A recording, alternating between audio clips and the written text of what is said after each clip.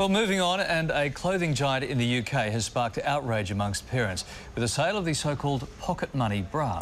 Now, the padded bra is aimed at the increasingly popular tween market of 8 to 12-year-olds, and it costs just £4.50. That's around $7 Australian. However, it's not the first time these kinds of items have been manufactured. Similar bras have been available here in Australia. So for more, we're joined now by children's advocate Melinda Tankard-Reist and in Melbourne, child psychologist Sally-Anne McCormack. Good morning, ladies.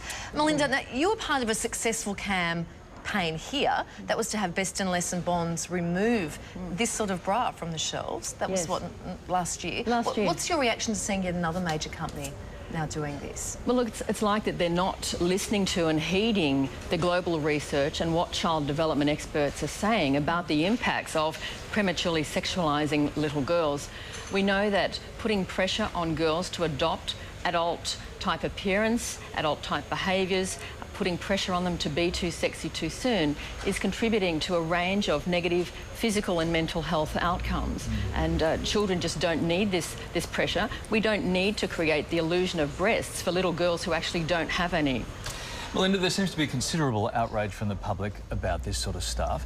One company stops selling, another picks it up and starts selling. Yes. Do we need to go higher up the ladder? Do we need to get to the source with these protests? Look, I think we do. Certainly in Australia we were successful. Best and Less had a tween-age push-up bra, again suggesting that little girls have breasts, and we put significant pressure on that company. They got rid of them. We put pressure on Bonds. Bonds was selling a bra-type product for girls size 6, so that's aged 6 and up.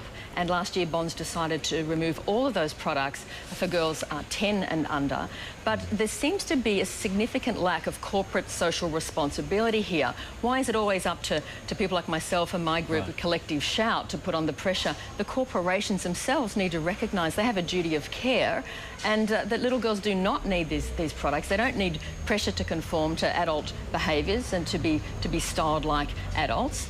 You know, they need things that are good for them and healthy for them, and padded bras are not those things. Sally-Anne, these little girls sometimes want to look like their idols, like the pop star idols.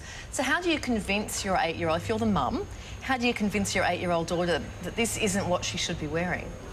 Well, two things. First of all, parents need to talk to their children. We talk about healthy choices when it comes to food. We need to talk about positive choices when it comes to clothes. And what we can do is promote their positive behaviour. So, you know, if your child makes an appropriate choice with clothing, congratulate them, tell everyone, and that will encourage them to repeat the behaviour. But secondly, don't buy them. What are we parents thinking if we're actually going into the stores and buying them? I'm sorry, an 8-year-old does not go and buy their own push-up bras, so we parents need to stop buying them. One of the risks here is that we are risking normalising sexualisation of our children, and you know, that's just not okay for parents and for society. Yeah, right, Sally-Anne, psychologically speaking, for girls that young to be shopping for and then wearing those bras, is there potential, do you think, for them to begin other sort of teen behaviour years, you know, badly earlier than they normally would? Absolutely.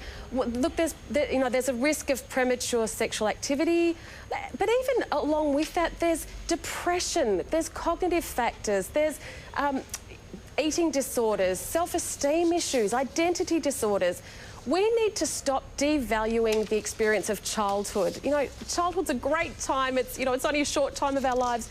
We need to be promoting childhood for what it is and stop advertising this pornography, essentially. Okay, Melinda, you were successful in your campaign. Yes.